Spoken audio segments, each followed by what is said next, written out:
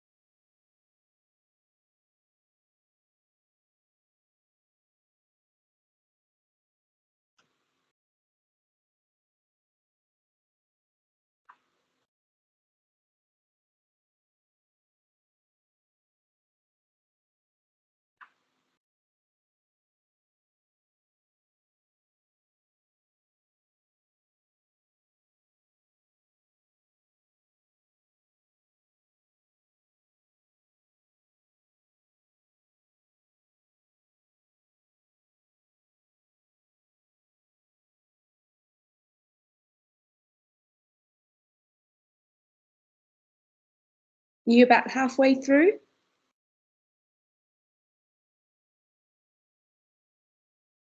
Are you done?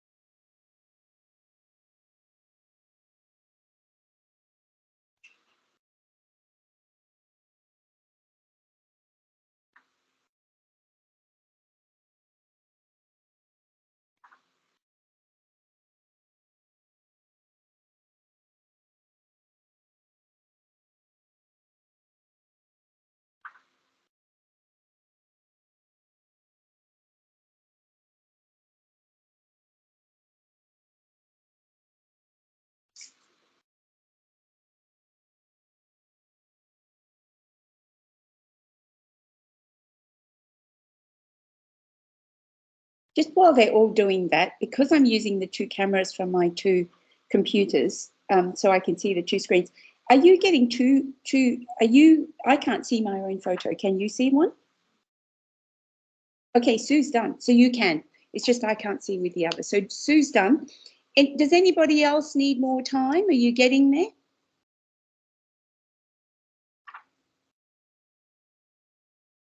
Who needs more time?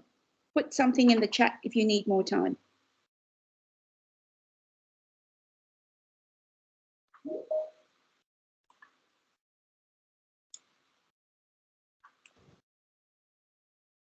No one needs more time?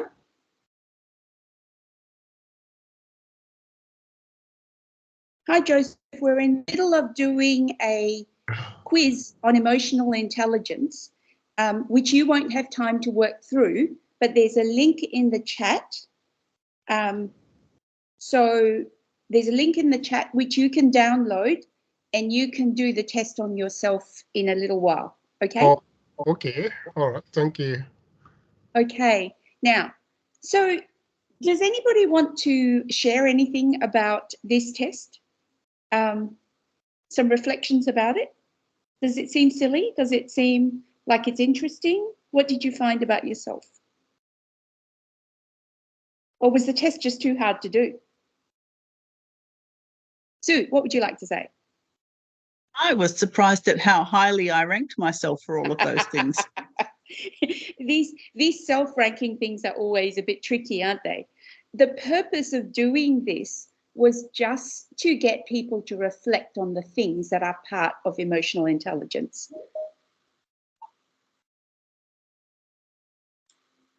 Anyone else want to say anything? So we got some shy people here, hey?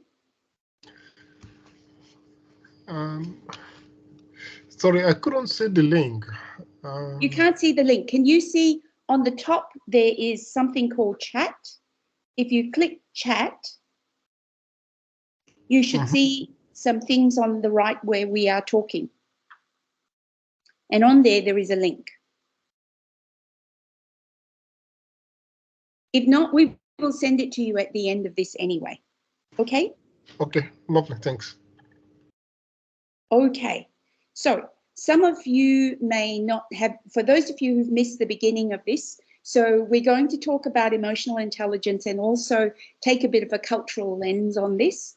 So the purpose of doing this was just to have a look at the things that make up emotional intelligence.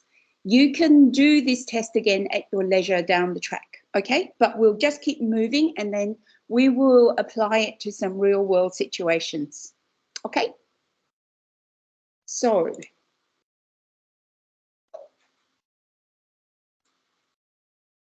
what is emotional intelligence? How would you describe an emotionally intelligent person? How would you recognize them? What would make you think, gee, that's an emotionally intelligent person?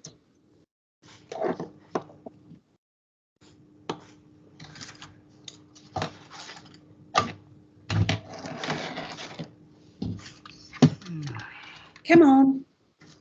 You must have an idea.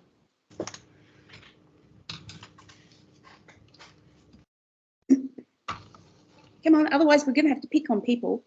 You know, Sonia's going to be really mean. She's going to pick on people.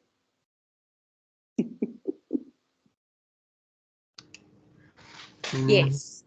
It's not going to be Sue. It's going to be one of these other people we're going to pick on. Janaka.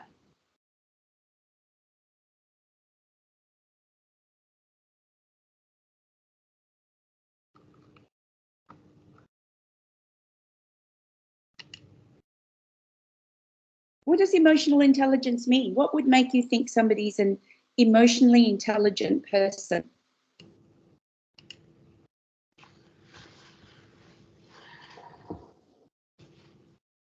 Is your microphone not working?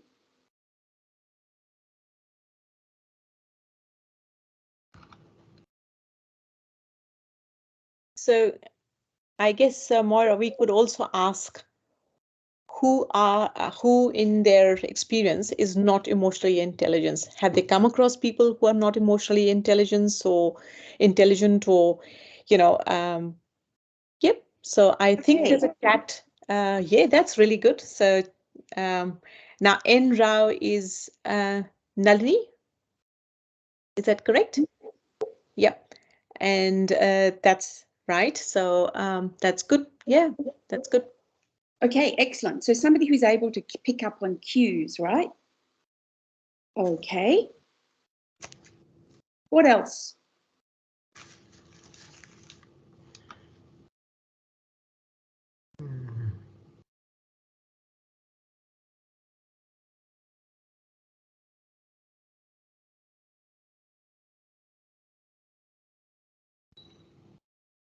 So I think Nalini's mentioned verbal and physical cues. So, that's really good. I think, Moira, that's a good start because Yeah. that would mean that, and how a person is feeling. So basically, you've got someone who's not communicating or who doesn't pick up the verbal cues from the opposite person that they're talking to or communicating with. And that can happen. You can see that's happening when you have a patient getting angrier and angrier and more upset with the doctor when the doctor is not able to pick up their physical or verbal cues, on how that's going, or the non-verbal cues as well. Yep. Yes. Yes. So is it Navneet, did you say? Is able to recognize and regulate your own emotional state? Yes. And Sue, what would you like to add? I would add also that they recognise the impact of a person, either themselves or someone else, of their emotional state on their ability to problem solve and reason and think clearly. Yes, absolutely. Thank you, Gayangani. Able to understand your own emotions and understand others and be sensitive to others as well. Thank you. So there's 3 of you who've had a few things to say about that. So this concept of emotional intelligence was first described by Maya Angelou in 1990, and then it became made quite famous by Daniel Goleman. And when they first described this, Maya Angelou talked about 4 things.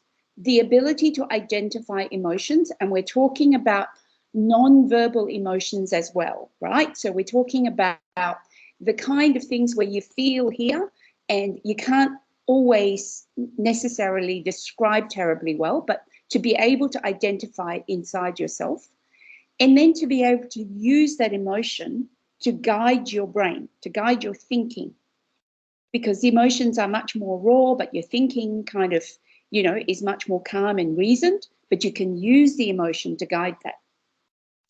And then they also described understanding what the emotions mean and also what the emotions do to yourself and to other people. Because, of course, when we feel an emotion, we influence other people. You will often find when you walk into a room where somebody else is angry, you can't help but react to that anger. Okay? There's at least an initial kind of feeling there. And then the ability to regulate your emotions for the good of yourself and for others. So that's how they described it. And then Daniel Goleman was the one who really made emotional intelligence well known by his books that were very widely read by the more general community. And he talked about 5 elements of emotional intelligence. First was of being aware of your own feelings and the impact this has on other people. The second was the ability to self-regulate so that you can control your emotions or you can redirect it. And you can also anticipate the consequences rather than acting on impulse. And this is something which is something that is taught to people who are dealing with anxiety, depression, and people with borderline personality. In fact, when they talk about this DBT training that is for people with borderline personality, they teach them how to control, redirect, and not necessarily to act on impulse. So it's a very much a higher level way of dealing with emotions. And then using the emotion to help to achieve your goals. So there are also emotions that can help you to either you want to avoid a negative emotion and therefore you want to do things, or you want to achieve a good emotion, and that helps you to reach a particular goal. So it's actually using the emotions to get where you want to go. And then there is empathy, the ability to sense other people's emotions. And the fifth thing is about social skills, being able to manage relationships and interact for good outcome. So sometimes we might feel not terribly able to communicate with people, but you can teach yourself those sorts of skills, right? So they're the 5 elements. Actually being self-aware to begin with, knowing how to regulate, knowing how to use the emotion to get where we want to go, being able to sense where other people are at, and then knowing how to develop skills so that we can interact and get the best out of both ourselves and other people. So that's emotional intelligence. Okay? So we're going to now spend a bit of time looking at how we might find in the people that we interact with that they may have some issues with self-awareness, with regulation, with motivation, with empathy, with social skills, and how do we help them to develop this? Okay?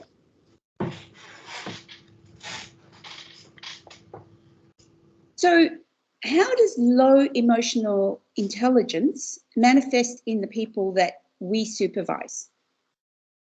So if you came across a registrar or a junior doctor that you're supervising, how could somebody who's got low emotional intelligence come to your attention?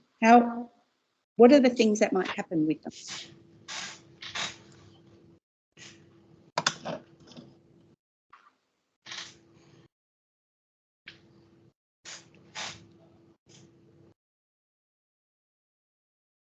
Yep. So the nursing staff might tell you that these people don't know what they're talking about, or they get the advice wrong. How else? Apart from nursing staff, who else might complain about them?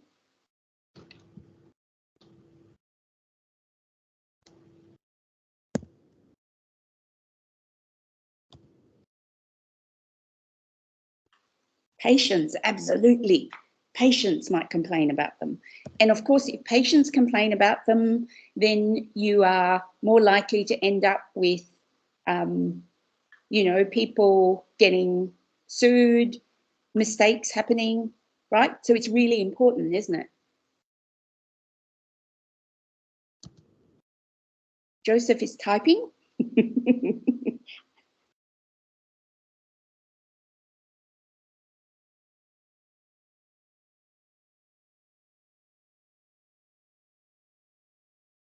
Okay, so it could come across as complaints. How else? Not being able to take the initiative, so they're not doing as well as they should. So what kind of things do you mean when you say not take the initiative? Can you give an example, Joseph? You can either speak, put yourself off turn your microphone on and speak, or you can type.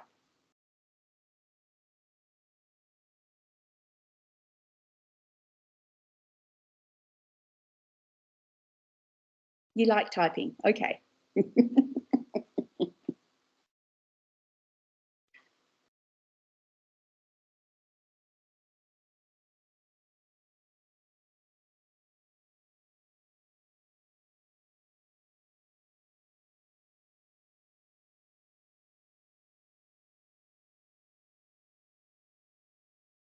So part of the issue with people who don't have high emotional intelligence is that they generally don't get on with people as well.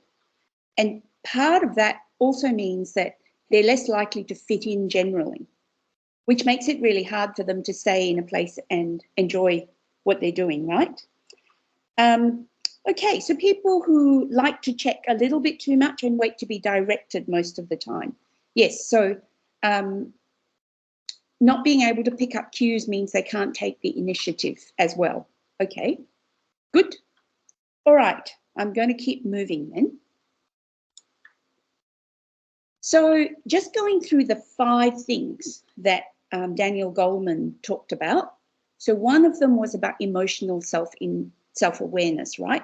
So people who can't recognize their own emotions, they can't recognize when they're angry. Some people have a great deal of difficulty owning anger. I don't like to think of myself as an angry person, so I might become quite passive-aggressive instead. I just don't like doing things. But I can't actually say I'm angry because I don't know how to say that. And I also don't notice that I have this impact on other people. And I might not recognize my own strengths or my own limitations. And I therefore don't learn from interactions. I don't have much of a sense of humor, and I don't have self-confidence. So how do we change that? How do we help someone who has low self-awareness? Or if you know that you've got low self-awareness, how do you increase that?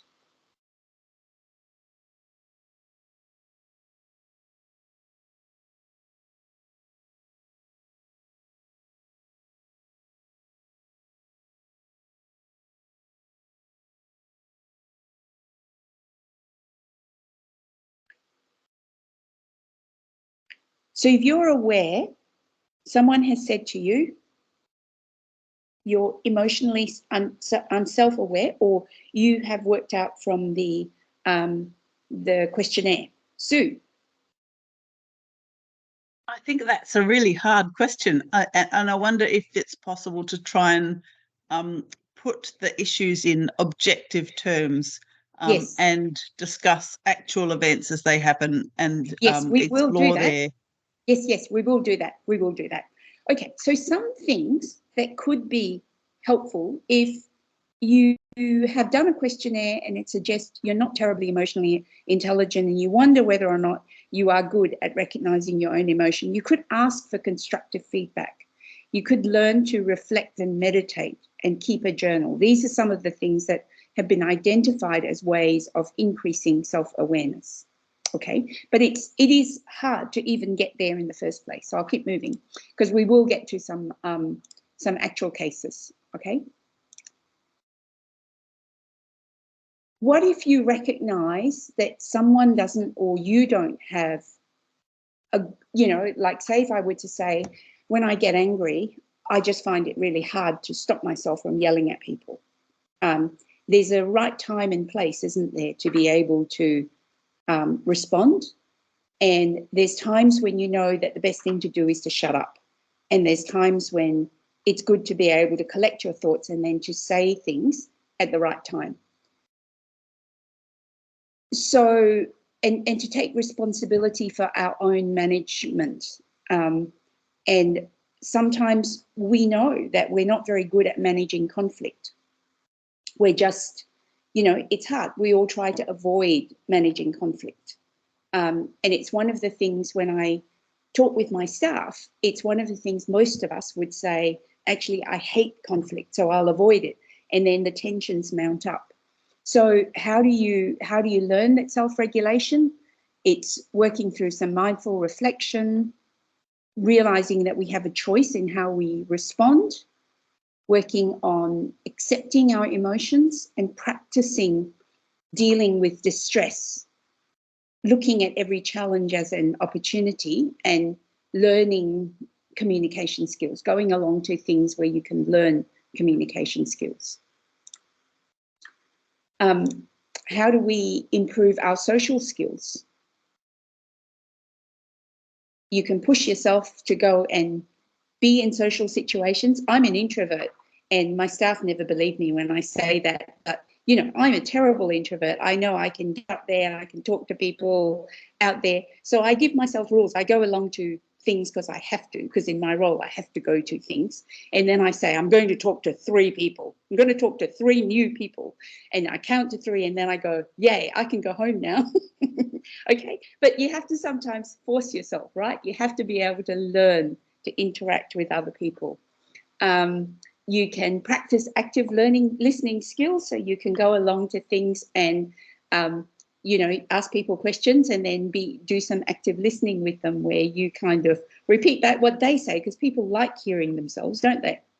And then that gets me through my 3 people, right? So learn ways of building rapport and relationships, and you can actually read and learn about how to improve your communication skills. What else can we do? How do we learn empathy if we realize that when, you know, perhaps not as empathetic? You can actually say, look, I'm going to try really hard to listen to people. I'm going to try really hard to share a feeling, okay? Even if you don't feel comfortable in... I came to Australia when I was 13 years old, and I remember thinking, why do they have to talk about feelings all the time? Like, this is, you know, and I was part of this youth group where, you know, the leaders wanted us to talk about that. So I learned how to say, I don't want to talk about I'm feeling angry or I'm feeling left out or anything like that. Don't want to do that stuff, but I can say, how are you feeling? I'll go, tired. There you go, that's a feeling. So you can learn to talk about things that are not that deep, but you can still start to share in the way. So I learned when I was, you know, when I came here, that Australians like to talk in a particular way, and I will learn how to say some of those things, right? Anyway, so it's being willing to share feelings, listening to others, engaging in community projects, doing the kinds of meditations that allow you to focus on others as well. How do you use emotions to motivate you? So this motivation is about the internal rewards, beyond, you know, the external fame, money, etc. If we can learn to do things in a way that comes from the heart, that makes us feel like we've got high energy. This is the thing that is about flow. Flow is when you do something that has intrinsic value to you, makes you smile, makes time go quickly, whatever it is for you. For Sonia, it's gardening, isn't it?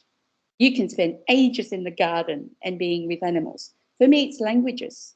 If I learn languages, it can, you know, time goes really quickly, right?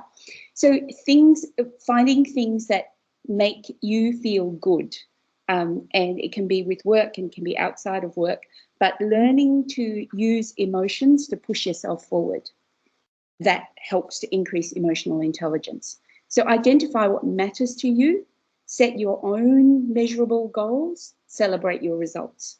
These are all not the kind of intelligence we were taught in medical school, but they're really important in terms of us being able to be the kind of human beings that have high energy and, you know, to be able to be non-burnt out individuals that keep on going and enjoy life.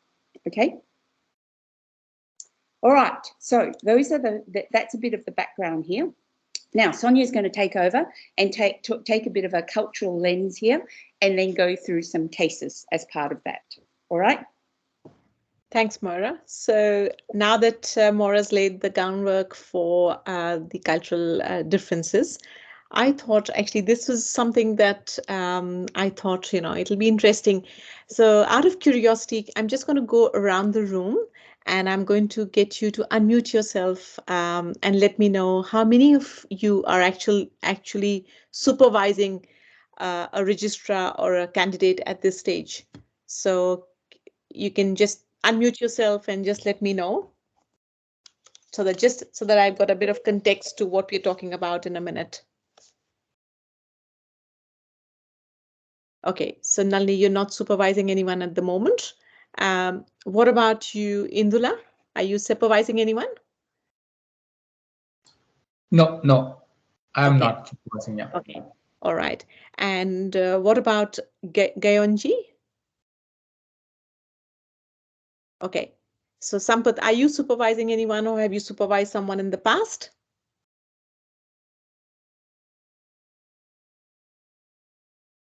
Okay. And what about Sue? I am supervising 31. Oh, okay. My gosh, that's a big number, Sue. You'll have some stories to tell us. Well, that's good. That's good to know. All right. So that's good. And what about you, Joseph? Have you supervised someone in the past?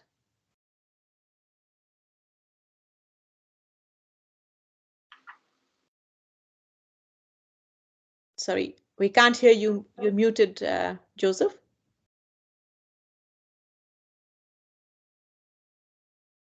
You're muted at the moment, Joseph. You can type in your answer if you like. Hello, can you hear me now? Yes, Yes, definitely. we can. Oh, okay, okay. Yeah. I mean, I've supervised some doctors in the past, and currently I have, 2 or 3 doctors who are technically under supervision, but Okay. almost independent in their practice. So I'm not currently doing so much for them. Okay, that's good to know. So, have I missed out anyone? Can Georgie quickly check and make sure I've covered everyone?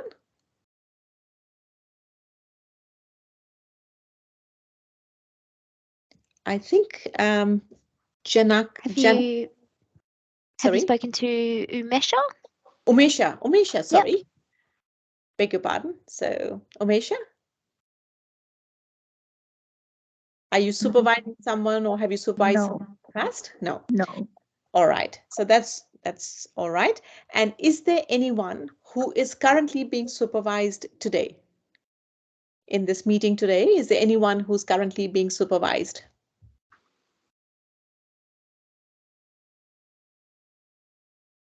Whether it's APRA supervision or just, supervision in the practice, is there anyone who's being supervised?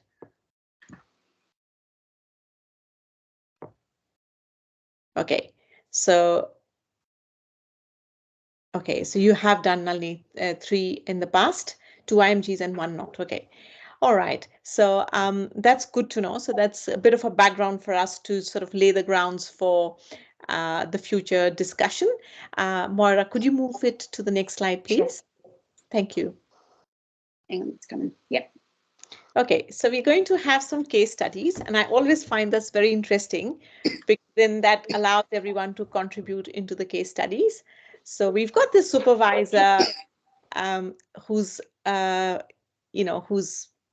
supervising a new IMG, Dr. Bill, and any one of you could have been that supervisor. And the new IMG so IMG is International Medical Graduate. And the international medical graduate has VMO rights, so that's visiting medical officer rights at the local small hospital. The NUM, which is nurse unit manager, informs the supervisor that she has rung the IMG as he was the one who was meant to be on the call and requested the IMG to attend to a nursing home patient with multiple comorbidities who was having trouble breathing. He didn't pick up his phone, and when the NUM rang him again, he was quite abrupt. So what do you think are the reasons for his behavior? And now please unmute yourself because this is totally interactive.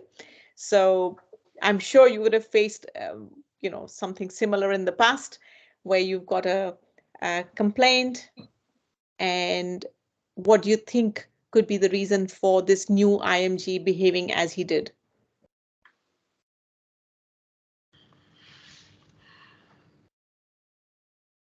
Did he not understand what on-call meant and his responsibilities?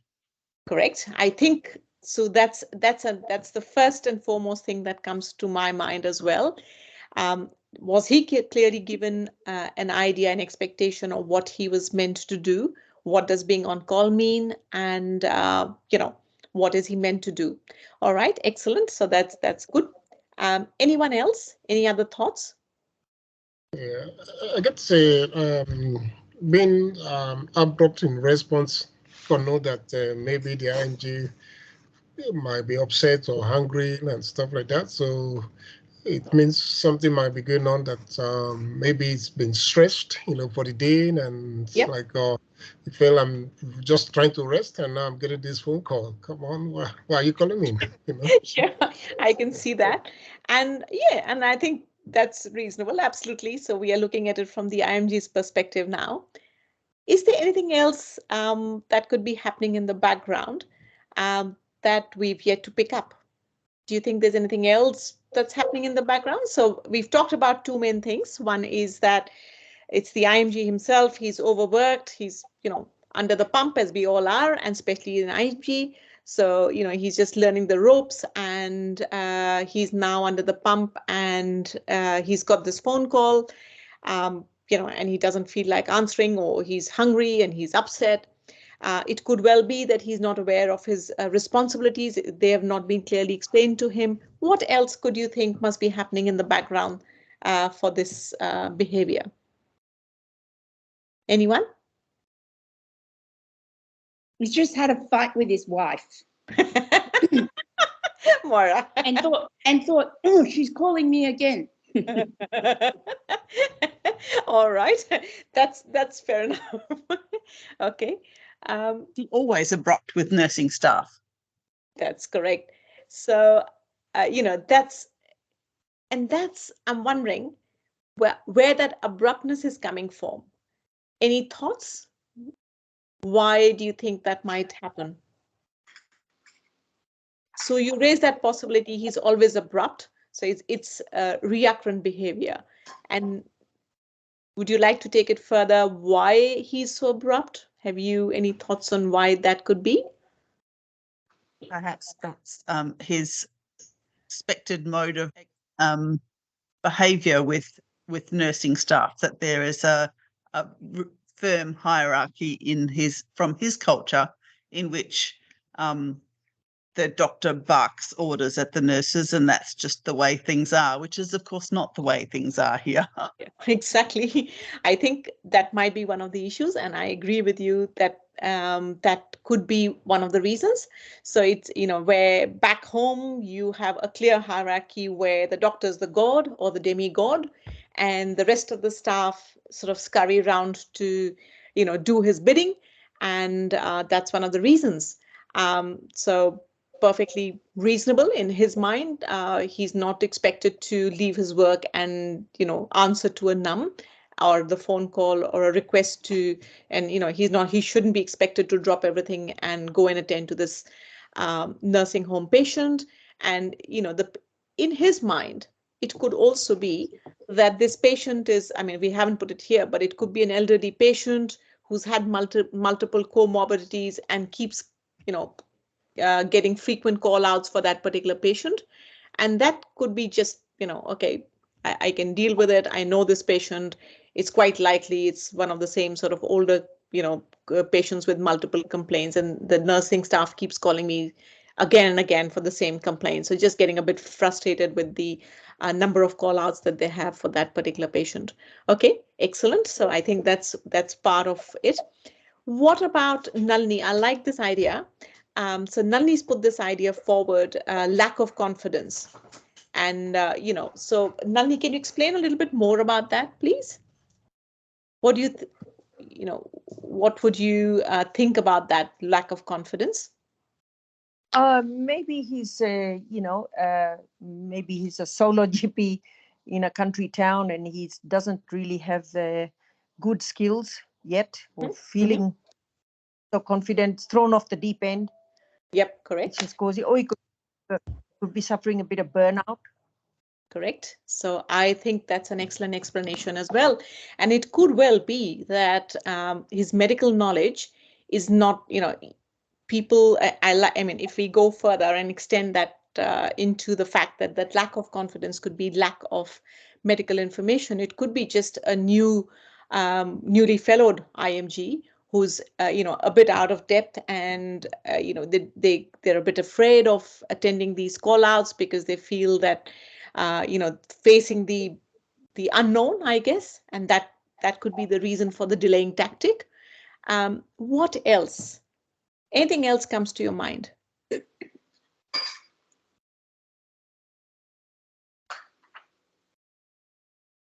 Anything else that might be the reason for this? And I'll share the issue that happened with me, because this actually happened with me as well. So I'll share this my experience. I was working as a GP on Flinders Island, and I was called out for a 96-year-old patient who kept having this shortness of breath. She had COPD, she was asthmatic, and so she was a smoker as well. And she wouldn't stop smoking. She had set off a couple of fires a few times in her bedclothes, and the nursing staff were beside themselves trying to get her to modify. And I said, look, she hasn't done it in 96 years. It's unlikely she's going to do it now. So yeah, exactly. So you're working a full load. Again, as solo GP, you're working your full load, and suddenly you get this call from the NUM about the same patient again, that she's having breathing difficulties. Okay. But the other background was the way it was termed. So the nurse unit manager actually rang up and said, do you think you would like to come and see this patient when you're free? It wasn't couched that you need to come and see this patient. And in my ignorance, because this was the first few months, I took it as that, okay, I have time to complete my my morning session, GP session, and the nursing home was just right across. It was just a walk down the corridor, and there it was. And I said, if it was some crisis, she's going to, she would have said, it's urgent, we need you now, or whatever. And that's how, in my country of origin, that's how we were called. Doctor, come immediately. It's an emergency. And the way it was couched, I took it to mean as, she's just thinking, do you need to really come? I'm happy to manage it myself. I'm leaving the decision up to you. So how many of you have actually faced this kind of situation where it's a communication gap, because I did not understand that that request was actually meant for me to come and attend to that patient? And I learned it the hard way, and I learned it very quickly. But how many of you have actually faced that kind of situation, and how would you like to overcome these barriers now? Anyone? I would have interpreted that turn of phrase to mean come when it's convenient for you. I don't That's exactly what I thought. I said, I know English. But obviously, it's the way it is couched. And, it was the way it was sort of couched. And I said, okay, fine.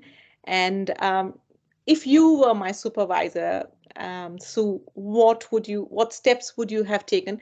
Going through all the reasons which we have discussed so far, how would you overcome the sort of possible reasons why this case turned out the way it did? If you were my supervisor, what steps would you have taken for me not to get into this situation? I'm your supervisee, and what would you have done to make sure that I don't get into trouble again with the NUM?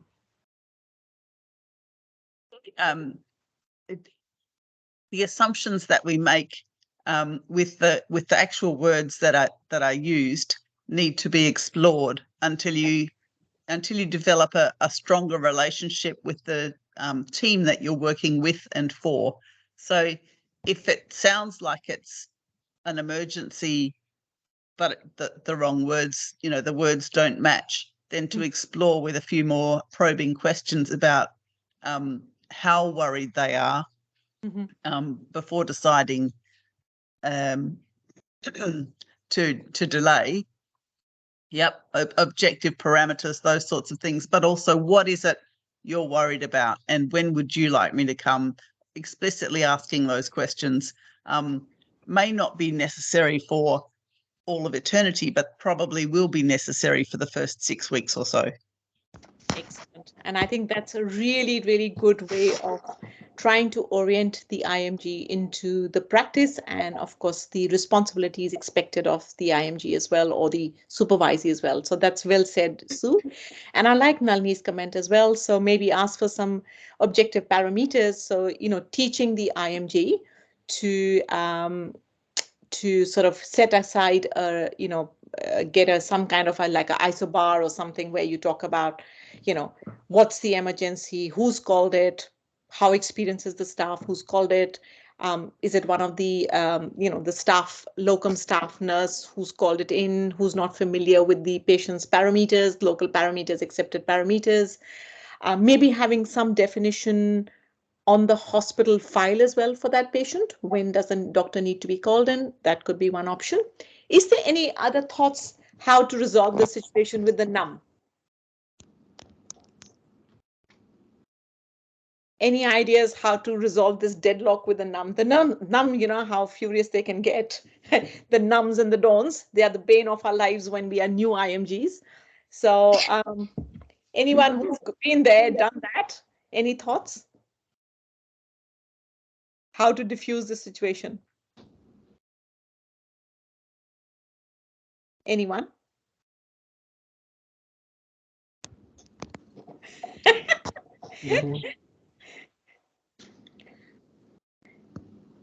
Yep.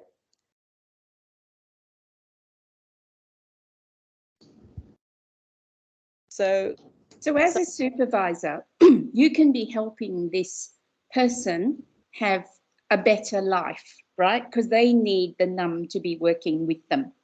So as the supervisor, you'd be, you would have had this conversation with the supervisee, and you would have understood what's going on from the supervisee's point of view, and you would be asking the supervisee, okay, how are we going to resolve this?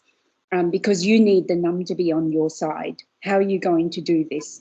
And as Sue says, yes, arrange a brief meeting on the ward to discuss. You can do that. Or you can have the supervisee coach them into how they talk with the NUM.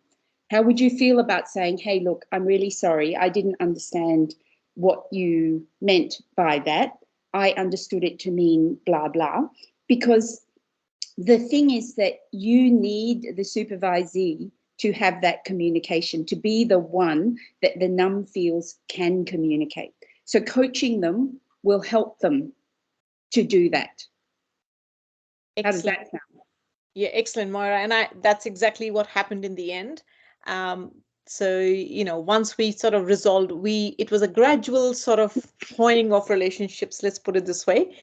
And over a barbecue and then a couple of, regular meetings. So we ended up deciding that it would be good if we could have some regular meetings every so often. So maybe, once a month, and catch up on the patient relationships and, the category 1, 2, where the doctor needs to come back immediately. So identifying it and categorizing the emergency and the need for the doctor and the time period when the doctor needs to come in.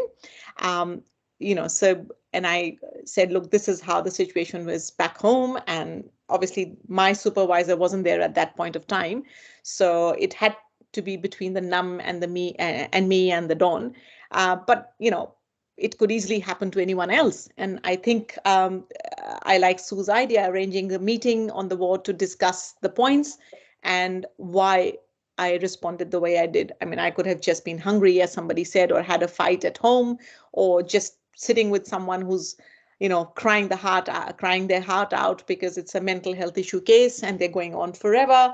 And I didn't want to interrupt that consultation because I felt that patient was suicidal and we needed to work on that one. So, yep, I think we should have covered this. Anyone else has any thoughts on this scenario?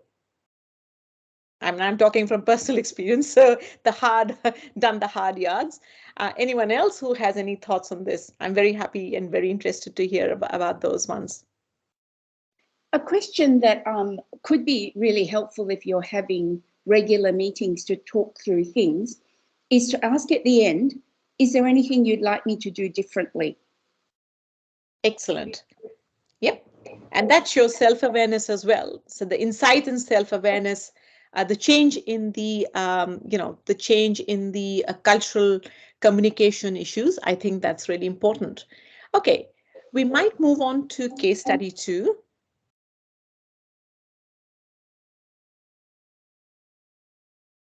All right. So again, this could happen to any of you. So you've recently recruited a new IMG to work, so international medical graduate. I mean, I'm just putting as international medical graduate, but it could be a new registrar, a new doctor to work in your practice. The new doctor has been working for 3 months and feels his billings are less than expected. He also requests to have some female patients booked with him as he's mostly been seeing the male patients. All right. So any thoughts on this case study or scenario? Anyone? Can we have someone who's not answered so far? I'm not going to pick on anyone. I'm not going to be mean, but it would be good to have someone who's not answered. And look, it's a friendly discussion. It just opens up the discussion to what our experiences have been. So it could be used yourself who's been, in that similar situation. It could be someone you've talked to who's been in a similar situation. I think it would be helpful for all of us to know what's happening here.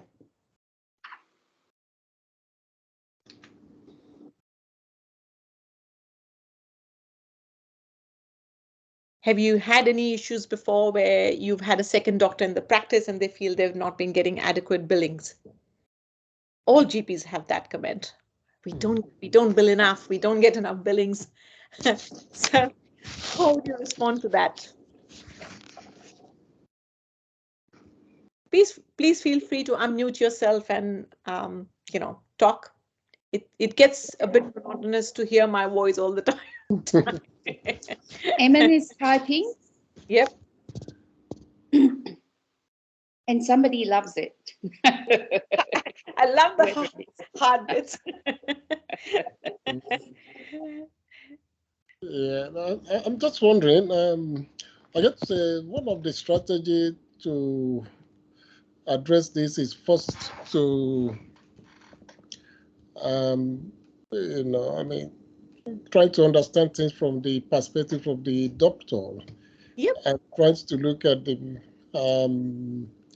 how well patients are returning back to see the doctor. Yeah, because after 3 months, you should be having your patient coming back to you. Mm-hmm. And if they are not coming back to you, how are you managing relationship with patients? And these are some of those areas that one we want to engage the doctor with to understand if it's consultation style, how it's building rapport, and how it's understanding, addressing the patient concerns. This sort of area we help him to, to improve on the number of the patient. Then asking for more female patients, I think that would be a bit tricky. Yeah. It is tricky indeed. There's a natural inclination for females, especially if it's a smear or something or a mental health issue. They tend to gravitate towards the female GPs for some reason. So as we say, it's smears and tears for the female GPs mostly. And unless the male doctor is willing to take that on, it makes it a bit hard for him to do it. But if he's planning to sit his fellowship exam, I'm just looking at Eamon's comment, that if he's planning to sit his exams and he's not getting enough of female patients, which then would disadvantage him in the exams because then he's not familiar with the female complaints and stuff like that. So I think that's a fair comment. And Joseph, I think I agree with you completely. It all sort of boils down to self-awareness. A lot of it is self-awareness and getting the doctor himself to examine the reasons why he's not getting his patients as he should. And if you have a frank discussion with him, sit across a table and say, look, what are your thoughts? Why do you think you're not getting the patients? Is there not enough advertisement that doctor is working in the practice? Are the hours, is he just doing small period of time? So somebody told me that the 3 main attributes for a GP are availability, affability, and lastly, the knowledge.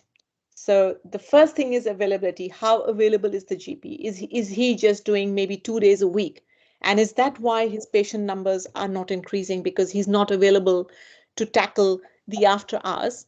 Or, is he not there when the patient needs an urgent appointment? So that could be one reason. What is behavior? So if you're talking about affability, we're talking about his behavior. Is he abrupt, or is he perceived to be abrupt? Is there a communication issue? Is there a strong language accent that's sort of causing a bit of communication barrier between him and his patients? What about his, is he rushing through consults? Would he be comfortable doing something like a 360 review, like a CFEP review or something, to get a little bit of feedback, and honest feedback, de-identified honest feedback from the patients to see what's the reason? And that, we do that sometimes for some of our registrars and RVTS where we feel that they're having issues, with communication. So that could be one option. Then, talking to the practice staff, and seeing if there's anything that's come up. The practice nurses, I call it the sniff test. If the practice staff are hesitant about a doctor and they're hesitant about booking a patient in with the doctor, unless specifically asked to book with the doctor, then that could be one of the reasons. And I can then quietly have a word with them. As a supervisor, I could have a word with them and say, look, why do you think he's not getting enough patients? Even the practice nurse can say, look, he's not confident with his treatment options, or, doing excisions or something, or he's not getting the outcomes that we feel he should be getting. And that's a good sort of way of checking to see what the numbers are, why his numbers are low. And then once we've got that 360 review, we've got that information back, that's when we would probably sort of sit down with the supervisee and have a word with him. Look, these are some of the reasons. This is how we can work through them, and take the time out and have that discussion. And talking about the female patients, I like Eamon's idea again. Sorry, Eamon, I missed your first point, which is to direct him to MBS education to maximize billing. So maybe he hasn't had that, interaction with MBS. It's terribly complicated. Even at this stage of my life, I feel it's just a little, nightmare to sort of go through all those billings and how to improve your billings and improve your earnings. So maybe getting him in with a session with someone who's very familiar with a, practice manager who's familiar with the billing side of things, maybe having a session with them that could help increase his billings as well. And, then seeing if we can do a practice audit as well. So that would be good as well. Any other thoughts? There's some really quiet, silent observers. I'm trying to engage them, but I'm finding it very hard. They're giving a lot of smiles, but I'm not getting the actual feedback from them. Last time I looked, I didn't have horns, so I don't bite. Last time I heard. So feel free. It's a collegial interaction. So feel free to join in. While you're thinking, go on. Yeah. Who was going to say something? Okay, while you're thinking about it, Sonia, I really like this thing about that 360, because what I was actually thinking was, this is really quite hard emotional intelligence stuff. It's actually being willing to take feedback. Feedback is really hard. And so you asking them, why do they think it's happening? It's a really hard question, but it's really important self-reflection. The other thing I also wondered was about seeing whether they felt comfortable about having somebody sit in and observe and actually give very constructive feedback about the interaction, and see whether or not, if they were willing to do that. Is there something about how you're approaching patients that could be done differently that might make people be more willing to come back? Or shall we spend some time going through your records and actually looking at some of the patients who've seen you and saying, why some might have come to see you or not come back to see you? And particularly if, as a supervisor, you've seen another patient whom he's seen and the patient has chosen not to come back to see him, to say, why do you think that could have been the case? Maybe let's talk about some ways of improving. To do that as a supervisor, it's also hard, but it's actually a really fantastic thing to have a supervisor who's willing to do that with you. So I think, Moira, what you're talking about is a clinical teaching visit. So it could be couched as a teaching visit as well, where you have maybe an external, to make it more impersonal and, an impersonal exercise. You could have request someone else, especially if they're under training programs or they're under RSCGP, VACPET or something. You could ask for a CTV visitor to come in and observe the practice and then discuss each patient and their interactions with that patient. And I'm floating an interesting idea, which we sometimes have to do with our registrars and RVTS.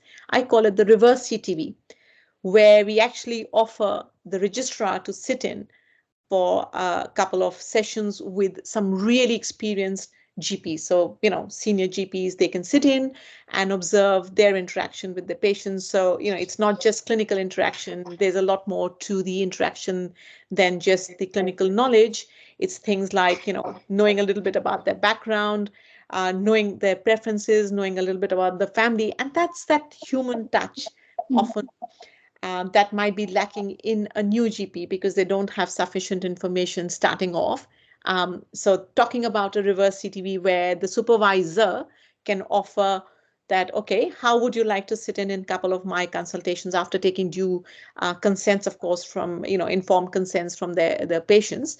That is one option where the supervisee can sit in and actually observe the consultation with the supervisor and see, and then have a discussion. Look, what do you think was different to your consults and what do you take away from, so give him some takeaway messages, let him do some self-reflection and then see if that helps. All right. And letting him have some opportunity to critique the supervisor as well. Because that sort of mentorship to show that you're willing to be open.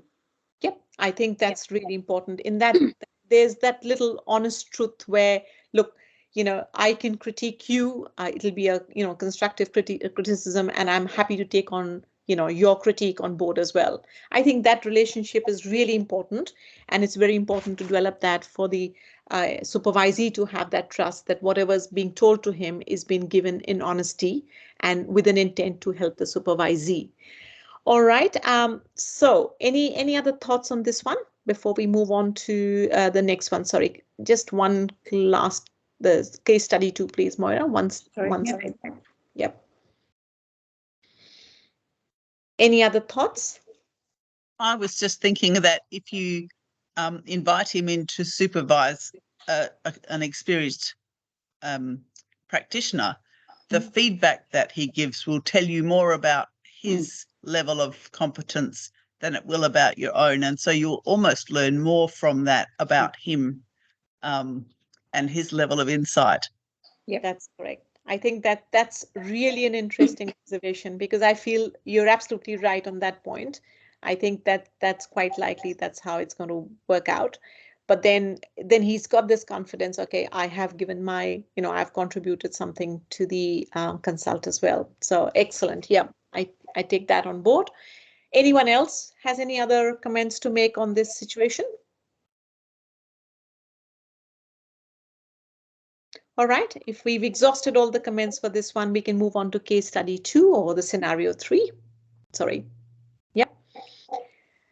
Okay, so in this one, we've got, you've got a female supervisee who's been working in your practice for 6 months now. She's slow, she's struggling to complete her patient load for the day. She's very quiet and withdrawn and doesn't welcome any queries into her personal life. She also doesn't really interact with you, with the practice staff. It's a small community. She doesn't engage in any sort of after hours, local, community activities. Exactly. That's right. Okay. So now I am actually going to put that dreaded finger around the group. So I'm going to ask Samput, you said your microphone was not working. Umesha, I'm presuming your microphone is working. So can you please unmute yourself and just share some thoughts on what do you think might be happening with this particular supervisee? Maybe it's her behavior and personality. She's not much talkative person. Maybe yeah, it's her personality a little bit. Yep, so she's an introvert. Excellent. Yeah. That could be just personality, and I can understand that. Okay. And maybe she is still adapting with the system and maybe struggling inside or some sort of reason behind that. Yep. Okay. So when you say struggling, what do you think could be happening in her personal life? You know, do you think that one of the reasons? Maybe she can't cope with the patient load. Maybe she's not confident enough to deal with the patients. Maybe she's not very well aware of the setup and system here in Australia. Excellent. Yeah. I think you have put the nail on the head exactly for this one. And I can tell you from my personal experience that I was such a slow coach the first few months when I came. Everything was so new. I didn't know who to refer to. I didn't know who the specialists were who would pick up the referral, or who had long waiting lists. So I didn't know that. I didn't know, a lot of the billing things. So it would take me forever to find the referral template. It would take me forever to find what should I bill. I didn't know the guidelines. So the first 6 months were a total struggle time. And I was always running behind, always and every time. Not that I do much better now, but that's for other reasons, because I love chatting with my patients and I always sort of fall behind. So you can imagine I've got a chatty personality. Unlike Maura, I love chatting. Not surprising. So, so what could we do to help this particular IMG who's struggling with the system, I guess? So one is the system thing. Is there anyone who can think of how do we make a system change? Is there anything that we can do in her bookings, daily bookings, that might help her to be able to cover her patient load, or to help her with coming to time and working to the time that she needs to with her time management? Do you think it's a time management issue? It might be. No, she might be just generally slow. So how do you think it might be helpful to get her on time in the practice? What are some of the strategies that you would employ if, say, it was you who was struggling with time management? What would you tell your front desk staff? How would you tell them to schedule your appointments? Indula?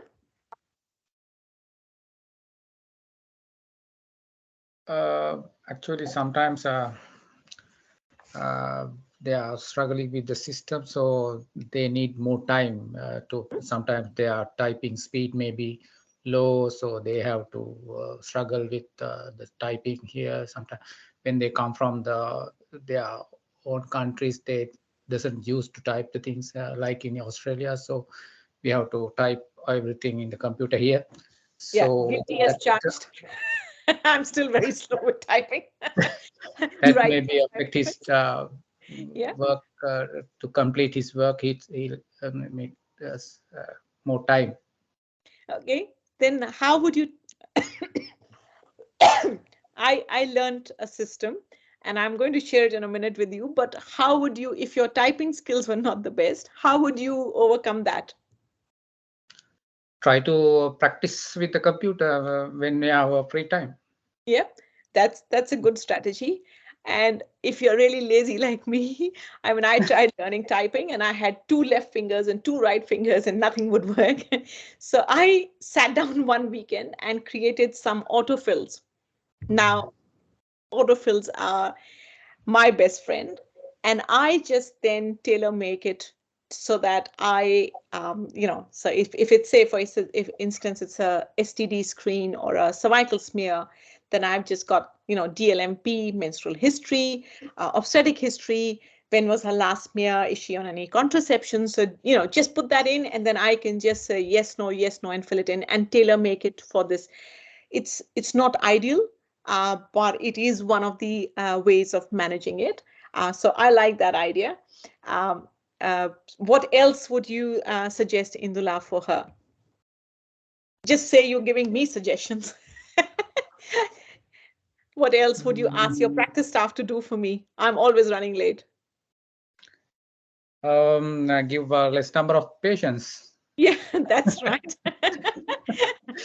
So, managing your, having realistic expectations about the kind of patient numbers that you've got, and also talking about, maybe giving some longer appointments rather than, I certainly don't do 15 minutes appointments. Most my appointments are 25 minutes or 30 minutes because I always love to have a chat with my patient. Most of them are 90 and above. So I love that's my demographic profile. So they need a little bit of time to come to the actual point. And maybe even having, say, every third or fourth appointment, I say do not book, where I have some catch-up time.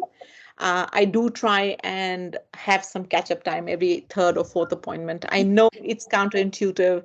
It doesn't help with the billings, but it's at least it doesn't stress me out. So yeah, that's one way of dealing with it. And it does if you're willing to bill the longer consults. That's correct. But then I'm ending up with billing too many long consults and I get the Medicare, wrath of Medicare on my head. So that's, it's a bit of a balance what I do. Okay. And I like Eamon's comment where AI is being used too. I think that's a genuine sort of area which is an upcoming thing. And I guess we are going to be dealing with it in general practice more and more. And we need to be familiar with that. And I like Gani. Can you tell me how I should pronounce your name? Because I'm really sorry, I can't. That's okay, Gani. Gani. Okay. So yes, so that's an excellent sort of idea of maybe scheduling some increased time with one patient. I like Sue's idea as well. So practice protocol for referral recommendation. So I think if the practice had some list of, or the hospital had a list of, say, these are the orthopedics available here in this hospital, especially in a rural area, you could talk about, these are the referral specialists, these are the waiting times, this is their fee, out-of-pocket fee. That would be so helpful. Of course, it doesn't happen in the real world, but I feel if somebody was to work on that, it would be really so helpful for all our GPs to know, okay, that's the condition. So we do have those books, those what do you call those books where you have all the specialist directories, and they have, but unfortunately they do not have the wait times, and they do not have out-of-pocket expenses, because that's the first thing my patients always ask me, because they are pensioners. So I really need to know all of that stuff, and I need to know if it's an urgent thing or a semi-urgent thing, what is the wait time like. It's no good sending someone with really scraped meniscal, absolutely osteoarthritis of the knee, severe osteoarthritis, and the wait times of the specialist that I've referred to is 2 years. So I really need to know the wait times as well. So I think that's an excellent idea to have a possible referral recommendation. So now I've actually made my own directly. Many years along the line, I have actually made a directory of the specialist there. How are we doing for the time now? We've got 10 minutes until the end. Sonia, one other thing I've got to add to this is that if you're the supervisor and you know this person's struggling because of just being used to the system, putting aside 15 minutes in a day, which can be at lunchtime, to say you write down stuff and you ask me during those 15 minutes. And that will help the person kind of get on board with stuff. Excellent idea, Moira. And I think that's what an ideal supervisor could do, or you as a colleague for this, doctor could do as well. Even if you're not a supervisor, but you're working in a similar practice, or you know of someone who's struggling, that might be a friendly thing to do, and that might be the icebreaker. So that's something that somebody's trying to help you, and that might break the ice and gradually introduce her to the community as well. I mean, it's so. Sometimes when you come to a new community, you're on your own. you don't have your family with you, because the family's still back home, you're not sure of your own sort of working hours and your own sort of situation, whether you'll get a PR or not. So maybe that could be one of the things that's inhibiting her from interacting with the community. So maybe offering to get her over. Yeah, excellent idea. So don't waste the information, keep it to use for the next new doctor as well, and initiate them. And maybe this doctor becomes so proficient that she'll be the one to initiate the other doctor, orient the other doctor as well. So I think that's an excellent idea, Sue. So we can build up on those notes, so orientation notes, and maybe give her that copy of notes to go through and help her with those situations. Do we have time to go through the... We've got 2 more cases, and it's a matter of whether we can probably do at least 1 more case. How does everybody feel? Everybody's feeling tired with me talking and everybody's listening, or should we go through another case? What's the general consensus? Okay, there's a thumbs up. Yeah, all right. I guess we can continue. Okay, but then be ready to answer my questions then. Okay, so Mara, the case study 5, please. You prefer 5? Okay. Now, this is something that I thought, well, this is a little bit of a situation here. So we'll go back to the case study 4. Sorry, go back to the case study 4. I think that's what we could like to do. And so your female colleague or your new female GP or a locum saw a new middle-aged patient who came out after a consult shouting and swearing at her and threatened to report her. The patient's sister is your friend, and she said that her brother felt that the new doctor was quite incompetent. Okay, so who's not answered?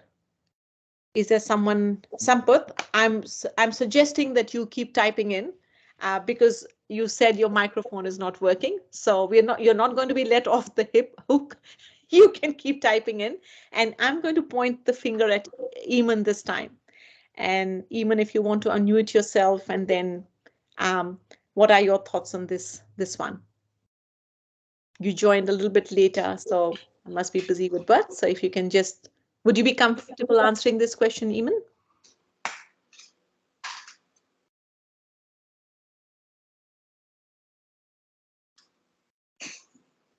Typing. Okay, that's fair enough. No worries. Okay, and Sampath, we are still waiting for your answers on this one. Okay, perfectly fine. It's dinner time. Yep, Sampath. So we're waiting on those. If there's someone else who'd like to unmute themselves and say, Sue, you want to have a go? Sure. I've got a mouthful of You're garlic bread as well. It's that time. I'm so sorry that you both are on screen and you can't do that. I think that would prompt me to reach out to your new IMG GP and find out if she's okay after that interaction, and find out how she's feeling. Allow her just to unload whatever she wants to unload, and find out how she perceived that consultation to have gone. I'm presuming she wasn't all that happy with it. And in the doing so, hopefully there will be some reflection on what the clinical content was and why the patient felt that he hadn't been cared for appropriately. Yep, and I think that's absolutely fine, Sue. And I like Eamon's comment, very succinct and to the point that you need to arrange a meeting, offer to mediate and resolve the issue, have a discussion with the patient. I mean, one of the things that I have put very strongly out in the open in our practice is that threatening behavior or rude behavior, swearing at the front desk staff or anyone in the practice will not be tolerated. So that's the first thing. There was absolutely no reason for that patient to be threatening and shouting and swearing. I don't think anybody deserves it. If he was unhappy, I would have said that the practice manager or the senior doctor or the practice principal could have, intervened and said, look, there are modes of complaints. We have that. You could come and talk to us and discuss your issues, and of course look to the health of your new doctor as well, and see how that's happening. And I think I would probably side with the doctor, at least in the first instance, to make sure that she's safe. Yep, I agree. So IMG may not be up to the standard. And it's very common knowledge that the common complaints to APRA are the ones in the first 5 years of your practice, your clinical practice. As you get more experience, the complaints become less and less. And it's usually the IMGs who end up with the maximum complaints. And that's usually because of 90% of the complaints, because I deal with some of them as well. 90% of the complaints are because of your tone of voice and the communication issues. It's not the clinical issue, really, that's the point. So I think we could try and do a bit of balance. Now, I know we're running out of time. We were just getting to the meaty bit of the to the workshop, and thank you all for your contribution. You have made this so interactive and so interesting. I have learned so many things from you. So I'm going to let Moira have have a quick debrief, and we're going to skip the case study 5, even though that was interesting, but we're going to skip just to finish up on this case. I do want to state, so Sonia has said, that she will listen to, or all of you have said, listen to the doctor first, understand where they're coming from. And I wouldn't go down the track of mediation if I feel that there is behavior that's unacceptable. Okay, we do not have to tolerate that, and we do not want to say to the doctor, we're going to pull you into the room together with the patient and necessarily mediate. We need to find out a little bit more as to what's going on first, and then it's about helping the person how to avoid that situation in the future, getting them to reflect about how they could have done things differently, but not necessarily in front of the patient. In fact, definitely not in front of the patient. So we want, when you're in a new situation, we will always make mistakes in the sense that if you're not used to the situation, you won't know how to behave, but you need help in how to behave. And your MDO can help. There are lots of, supervisors can help supervisors, organizations, which we won't have time to go into all of that. But really important for people to feel supported. If you're not supported, you're going to get burnt out and you're going to hate the place, etc. Okay, so communication courses, yeah, all really important. Okay, the last thing we've got on here is essentially we would like you to tell us how we've gone. Okay, here we go. I just wanted to say, when we use the idea of, emotional intelligence, it's just a tool. There's some debate about how you can use it. And when we talk about, what we're talking about with the cultural issues, we all have our own lenses here. The idea with this was just so we can have a conversation, and hopefully we are modeling emotionally intelligent behavior, listening, exchanging information, and taking it on board. So if you point your phone on this will take us to a QR code, and we would like to hear from you about how this has been, and we'd love to take your feedback and improve on what we've done as well. In the meantime, if anybody has got any questions or comments, please feel free to speak or type. Moira, I'll share the 2 links that you provided with me earlier for the group as well. Yep, super. So Nalini, you're on your phone, and if you point your camera to that QR code, and it comes as a little square, and if you click on the link, then you should be able to get the survey code, the QR code. So all you need to do, all anybody needs to do, is to point their cameras towards the QR code. You can take a screenshot exactly, and then yep. Have you got it? Georgie might send out a link anyway for those of you who have difficulty with the QR code. Okay? Now, we're really conscious of time. It's really important to finish on time because I know you're all hungry and we don't want you to shout at the num. Okay, so thank you very much. Enjoy the rest of your evening.